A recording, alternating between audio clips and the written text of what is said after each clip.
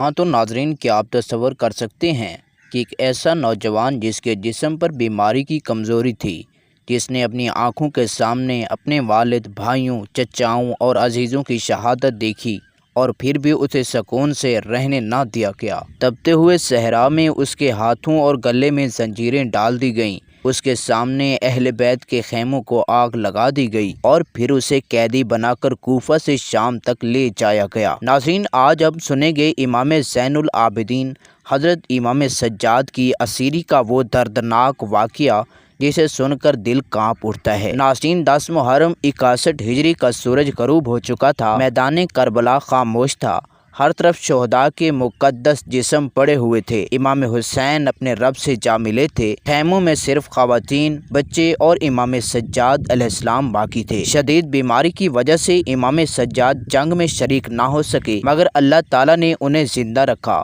تاکہ اہل بیت کا پیغام آگے پہنچ سکے۔ شام ہوتے ہی دشمن کے سپاہیوں نے خیموں کو آگ لگا دی، بچے خوف سے ادھر ادھر بھاگنے لگے، بیویاں جلتے خیموں سے باہر نکلیں۔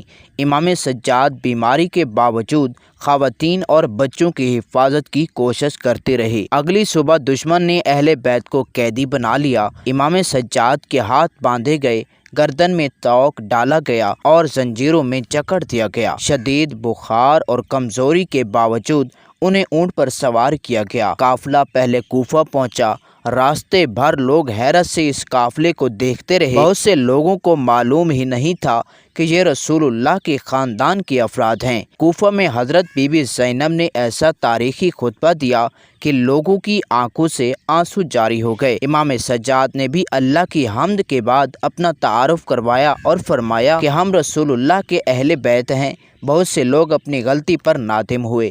اس کے بعد قافلہ شام لے جایا گیا۔ راستہ طویل تھا، گرمی شدید تھی اور قیدیوں کو مسلسل تکلیف دی جا رہی تھی۔ بچے پیاس اور تھکن سے نڈھال تھے، مگر امام سجاد ہر لمحہ صبر اور اللہ پر بھروسے کی تلقین کرتے رہے۔ جب قافلہ یزید کے دربار میں پہنچا تو امام سجاد نے نہایت وقار اور حکمت سے ایسا خطاب کیا کہ دربار پر خاموشی چھا گئی۔ آپ علیہ السلام نے لوگوں کو بتایا کہ ہم وہ خاندان ہیں جنہیں اللہ نے عزت بخشی، اور ہمارے ساتھ جو کچھ ہوا وہ ظلم کی انتہا ہے۔ اس خطبے نے بہت سے لوگوں کے دل بدل دیے اور اہل بیت کی مظلومیت دنیا کے سامنے آ گئی۔ ناظرین، امام سجاد کی زندگی ہمیں سکھاتی ہے کہ صبر، عبادت اور حق پر ثابت قدمی، ظلم کے سامنے سچ بولنا ایک مومن کی سب سے بڑی طاقت ہے۔ ان کی اسیری شکست نہیں تھی، بلکہ اسلام کے پیغام کو زندہ رکھنے کا ایک عظیم ذریعہ بنی۔ اللہ تعالیٰ ہمیں اہل بیت سے محبت، حق پر استقامت اور صبر کی توفیق عطا فرمائے۔